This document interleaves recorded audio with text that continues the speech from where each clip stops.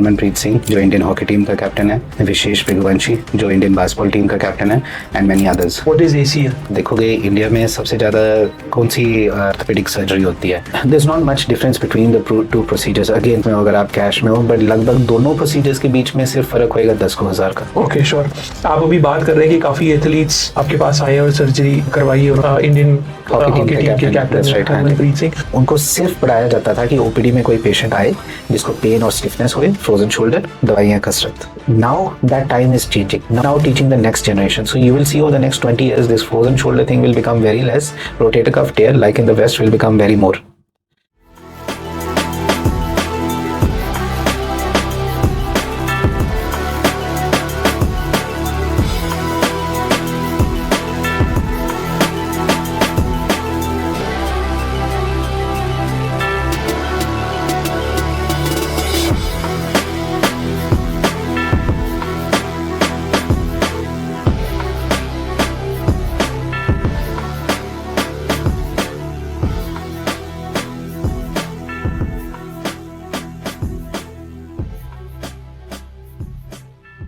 Hello guys, welcome back to a brand new podcast where we explore the world of health, wellness and medical breakthroughs. As you can see, I am at Mohali, Chandigarh, and we're going to meet Dr. Manit Arora, who's an orthopedic surgeon and an ACL expert. So let's just dive in. So hello Dr. Manit and welcome to my channel. Thank you. So to kick off the talk show, can I request you to quickly say a hi to our viewers and just tell us about yourself a little. Hi, I'm Dr. Manit Arora. I'm a sports surgeon at Fortis Hospital, Mohali in Chandigarh, and I'm probably one of the leading sports surgeons in India at the moment, dealing with all types of national and international athletes. And I've been privileged to have operated some of India's सबसे अच्छा talent, which includes Harmanpreet Singh जो Indian hockey team का captain है, विशेष रघुवंशी जो Indian basketball team का captain है, and many others. So I am honoured to be on your show and hopefully मैं आपको थोड़ा और बता पाऊँ। कूल। थोड़ा सा आप अपना एजुकेशन के बारे में भी बताएं doctor Manit. Sure. So basically मेरी फैमिली माइग्रेट हो गई थी ऑस्ट्रेलिया जब मैं बहुत यंग था, and I was only in second third standard में था उस टाइम पे, एंड हम वहाँ थे लगभग 20 से 25 साल।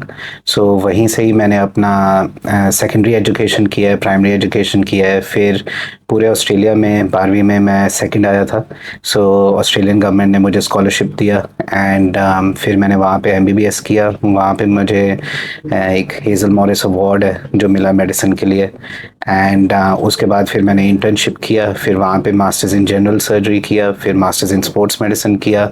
फिर मैं वापस आया इंडिया, तो मैंने आके अपना MS ऑर्थोपेडिक्स किया, एंड वहाँ पे भी मुझे गोल्ड मेडल मिला।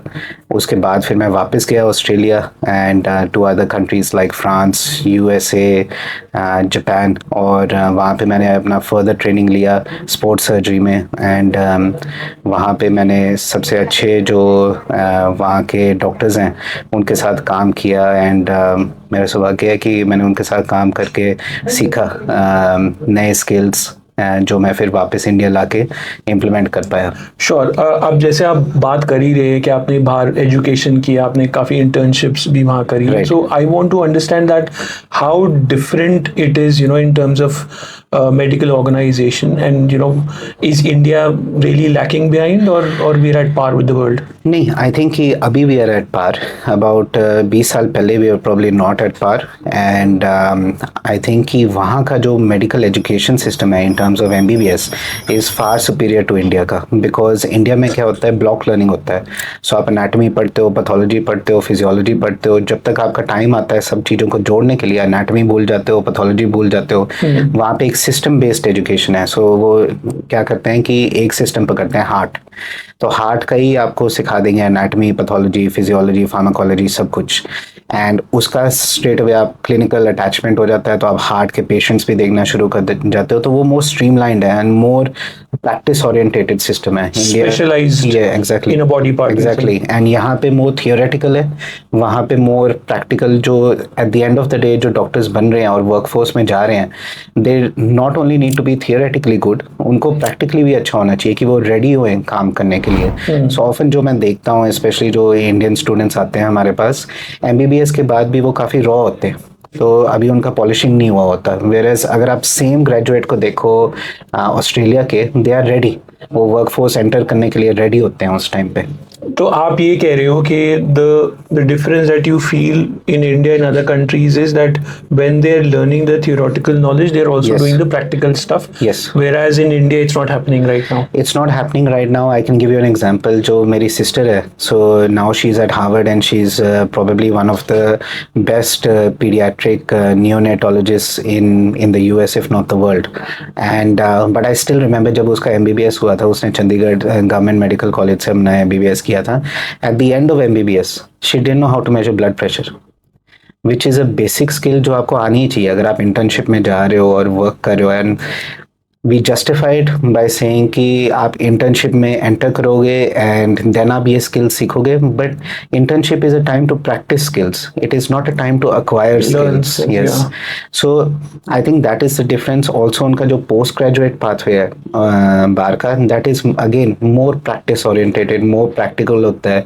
इट्स मोर कि आप ऑन द जॉब लर्निंग कर रहे हो. अगर हम देखें कि यूएस के ग्रेजुएट्स होते हैं, हाँ वहाँ पे आपको बीएससी पहले करना पड़ता है, फिर एमबीबीएस करना, एमडी करना पड़ता है, उसके बाद आप अपनी सब स्पेशलाइजेशन करते हो. But you look at the maturity of the people that are coming out of the system. Yes, they are older, but they come out so mature and so ready to work.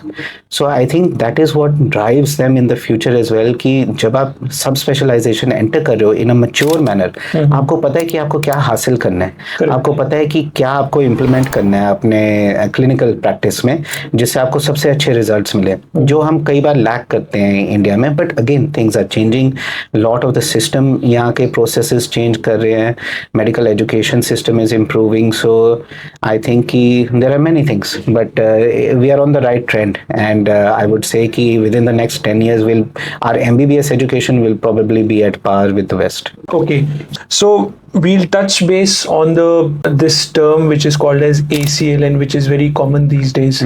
तो आप थोड़ा उसके बारे में बताएं कि what is ACL?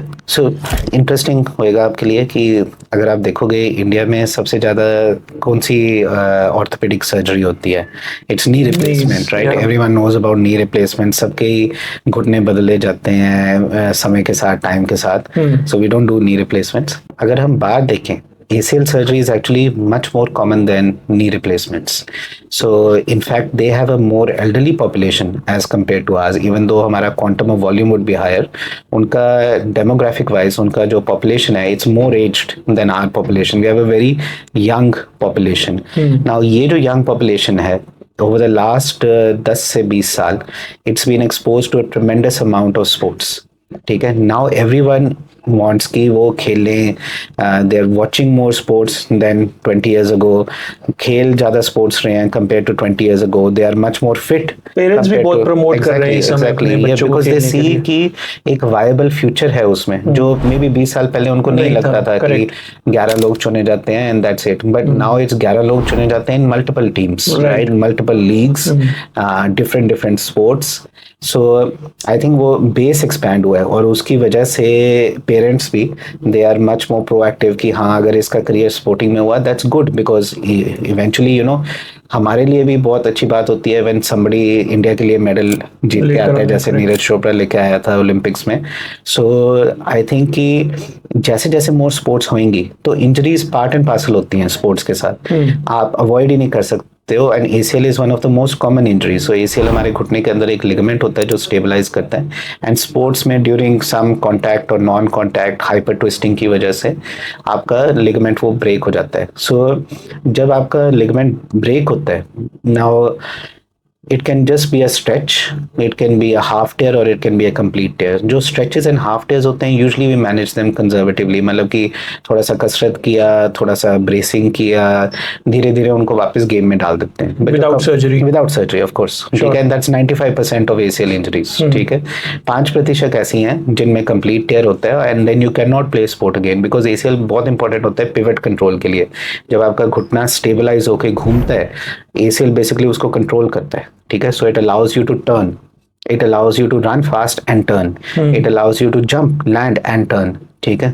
सो इन सब चीज़ों के लिए हमारा लिगामेंट बहुत ज़रूरी होता है. सो जब कंप्लीट टेयर होता है वो हम लूज कर जाते हैं, तो धीरे धीरे फिर परफॉर्मेंस डिप्स और हम खेल नहीं पाते हैं. सो उन केसेस में हम फिर वो करते हैं, उनका सर्जरी करते हैं. That's right. So if we look at कि पिछले 10 साल इंडिया में नी रिप्लेसमेंट्स बिल्कुल स्टैटिक रहे हैं. हार्डली एनी ग्रोथ हुआ है in the knee replacements, but arthroscopy and specially ACL has sky rocketed because so many लोग अब आके खेल रहे हैं, उनको इंजरीज हो रही हैं. एंड नेचुरली इवन जो 5% है हमारे जैसे देश में जिसमें युवा भरे हुए हैं, दैट 5% जिनको ACL के कंप्लीट टेयर्स होते हैं वो भी मच मोर हैं than the waste.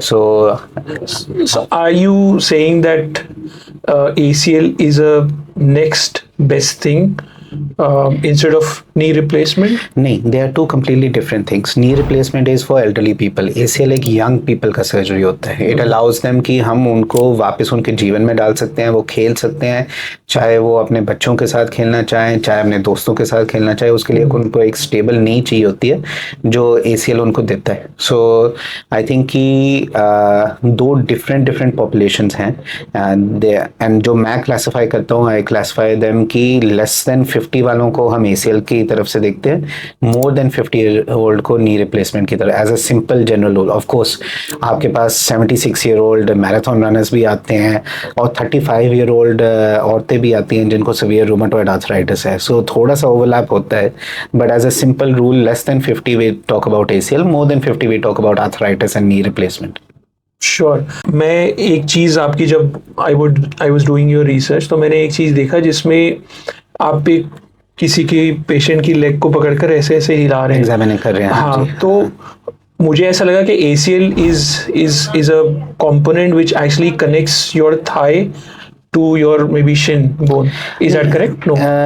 Well, in a way, yes, but it's inside our knee. वो हमारे घुटने के अंदर एक लिगामेंट होता है जो बेसिकली जो नी का जॉइंट होता है उसको स्टेबलाइज करता है. सो जब हम एग्जामिन करते हैं हम बेसिकली चेक कर रहे हैं कि उसका मूवमेंट कितना हो रहा है, वो इंडिविजुअल में प्ले है. That's right. सो अगर उसका मूवमेंट सेम है as to the opposite leg then उनका ACL ठीक है. बट कई हमारे पास आते हैं जो सिग्निफिकेंट मूवमेंट होता है जब हम कंपेयर करते हैं to the other leg, they are the ones जिनको ACL का प्रॉब्लम होता है, चाहे पार्शियल टेयर चाहे complete tear. But the clinical examination I think is a lost art and many orthopaedic surgeons मैं जानता हूँ जो आजकल नहीं करते हैं. And I think we try to teach that as much as possible कि आपका क्लिनिकल एग्जामिनेशन ही आपको डायग्नोसिस दे पाए. तो सिर्फ क्लिनिकल एग्जामिनेशन से ही आप पता कर सकते हैं? क्लिनिकल एग्जामिनेशन आपको 90% आपका डायग्नोसिस दे ही देता है. हम एग्जामिन करके वी कैन फाइंड आउट कि कौन से लिगामेंट्स, शॉकर्स, ये सब चीजें इन्वॉल्वड हैं जॉइंट के अंदर. MRI जो हम कराते हैं it's a confirmatory test. So it is to confirm our diagnosis, it is not to establish diagnosis. मतलब MRI जो हम कर रहे हैं उससे हम ये नहीं हासिल कर रहे हैं कि मुझे समझ नहीं आ रहा क्या हो रहा है और आप मुझे बताइए.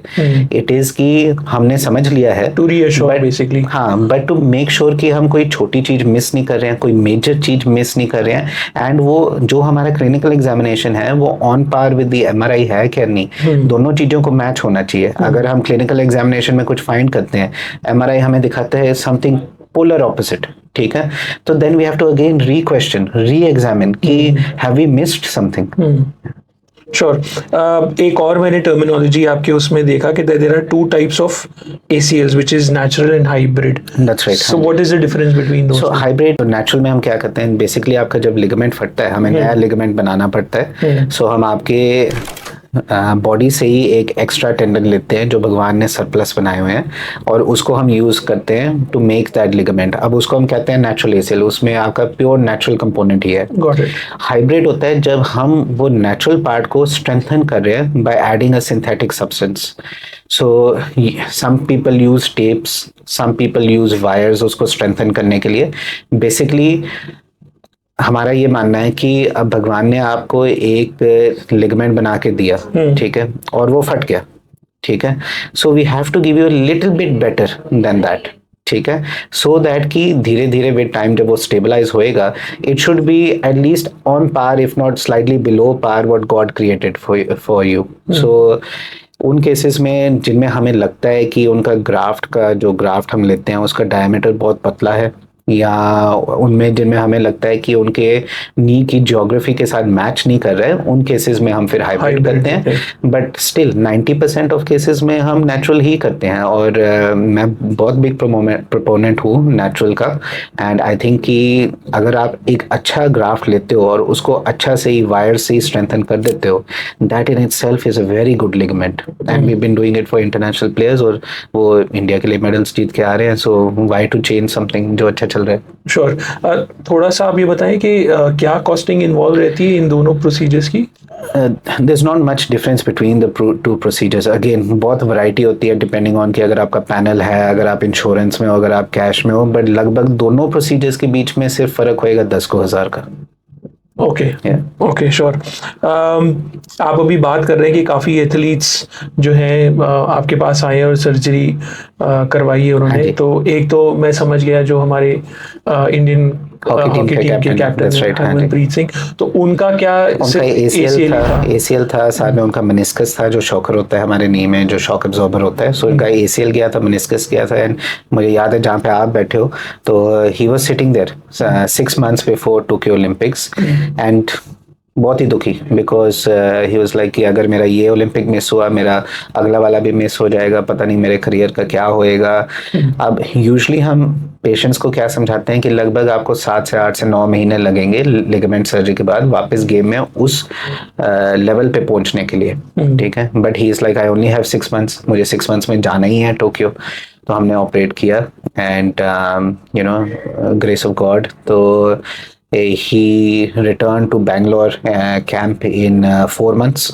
फिर वहाँ से he took a flight, and 6 महीने के बाद he played in the Olympics as vice captain Indian hockey team का, एंड वहाँ पे पूरी ओलंपिक्स में he was the leading goal scorer for India, and one of the main pillars behind की जिसकी वजह से हमने ब्रॉन्ज मेडल जीता इतने सालों के बाद।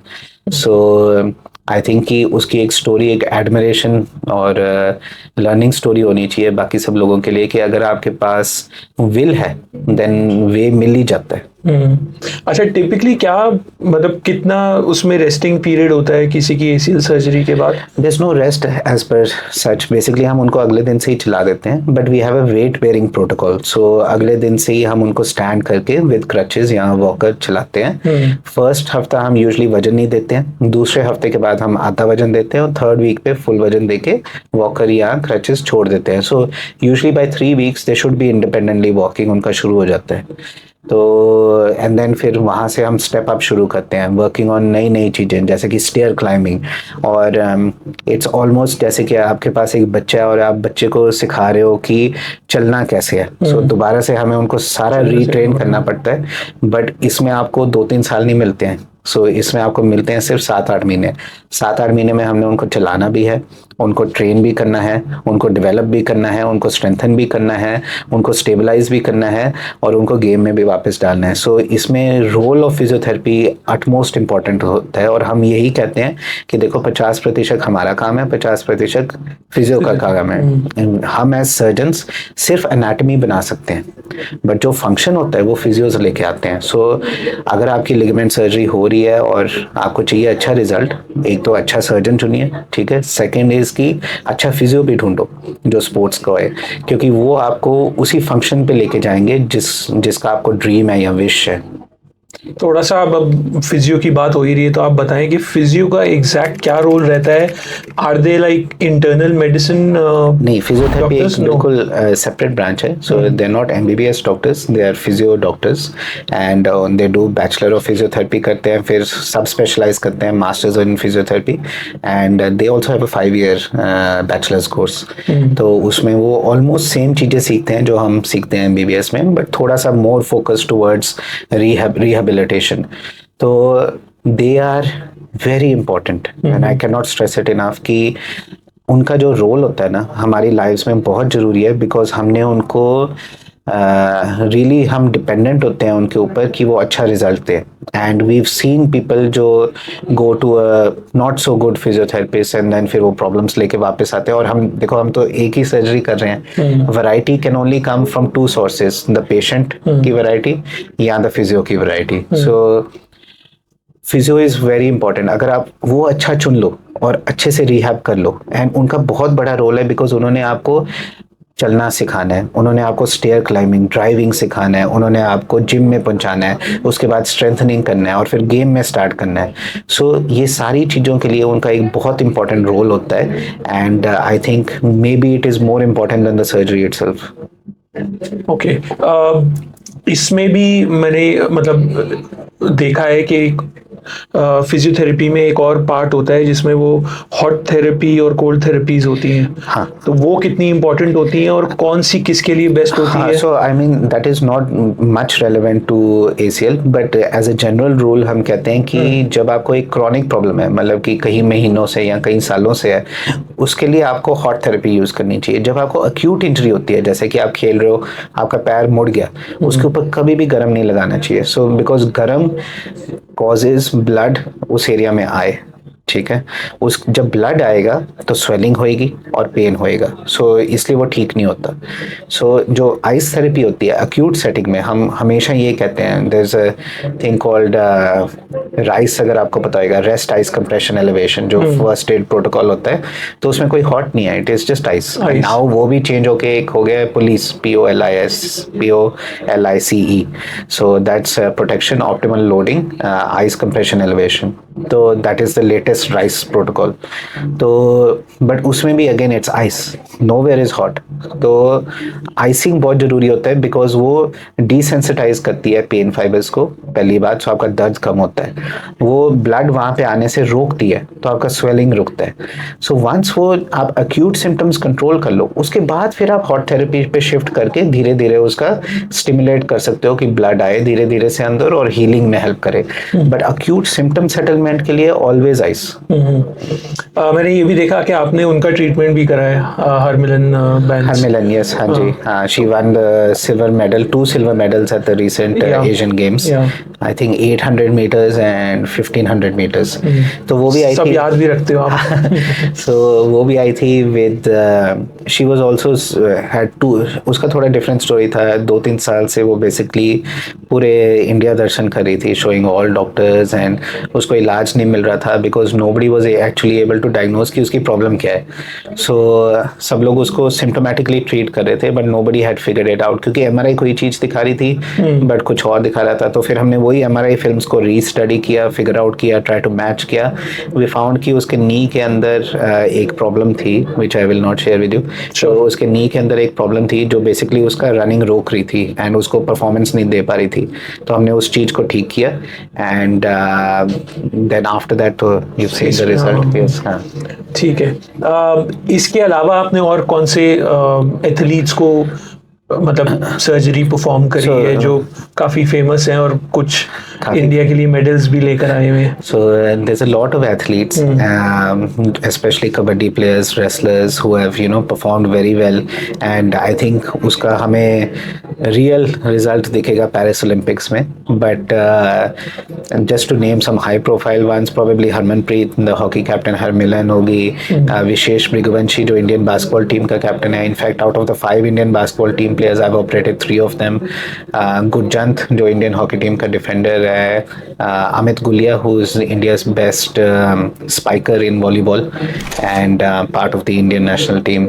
So उसका भी हमने नी का किया हुआ है, उसका सॉरी एंकल का किया हुआ है। एंड सो यस, एंड और क्या है मुझे देखना, बहुत सारे और yes, I mean there is a lot of people, but these are the names that come into mind because हम यूजुअली इनका एग्जांपल्स देते हैं हर एक जगह पे। ये मेरे को आप बताइए कि जब किसी का ये लिगामेंट टेयर होता है तो क्या वो चल पाते हैं उस समय, या बिल्कुल ही I mean they can't really walk also? Instantly अगर आपका कंप्लीट टेयर हो गया, अगर आपका पार्शियल टेयर है फिर थोड़ी स्वेलिंग आती है बट आप चल पाते हो। अगर आपका कंप्लीट टेयर है, यूजुअली उसी टाइम पे आप गिर जाते हो and you can walk with support. So एक बहुत फेमस एग्जांपल है, इफ यू वॉच बास्केटबॉल, तो क्ले थॉम्पसन है गोल्डन स्टेट वॉरियर्स का। So in the finals he had a ACL tear, and उसके बाद देन ही थोड़ा सा चला, उसने देखा कि नहीं ठीक नहीं है, so then he shot 2 free throws, ठीक है। अब वो शूट करनी उसके लिए बहुत जरूरी थी, बिकॉज वरना वो मैच री एंटर नहीं कर सकता NBA रूल्स के अकॉर्डिंगली।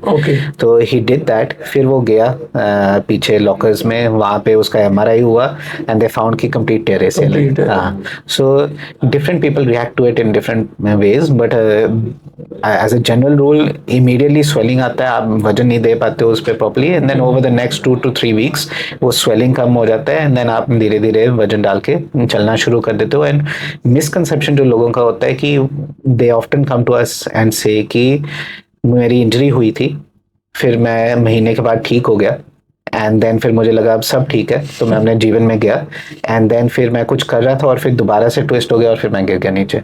सो आई थिंक कि अगर आपको ये सिम्टम्स आए हैं कि आपको सूजन आई है और यू नो आप वजन नहीं दे पा रहे हो, गेट MRI डन, ठीक है, बिकॉज आपको स्ट्रेट अवे आंसर दे देगा वो, ठीक है।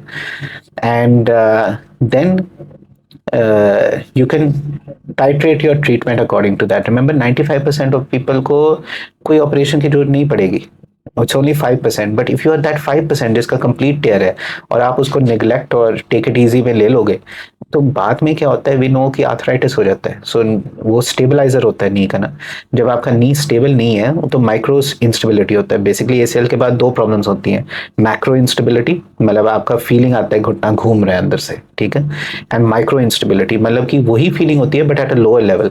सो रोज थोड़ा करके पिवट कर रहा है अंदर से, और जब मैकेनिक्स सही ना होए तो धीरे धीरे वो जॉइंट को अंदर से डैमेज करता है, एंड वो that takes years, so that takes 8 to 10 to 15 years. और हम देखते हैं वो पेशेंट्स को यही हिस्ट्री के साथ कि आज से 10 साल पहले मुझे चोट लगी थी, मुझे लगा सब ठीक है, मैं अपने जीवन में चला गया, और फिर जब वो हमारे पास आते हैं और हम उनका एक्सरे करते हैं, there is arthritis, and then आपका बैटल लूज हो गया ना, बिकॉज जब आपका आर्थराइटिस हो गया तो आप ACL कर ही नहीं सकते।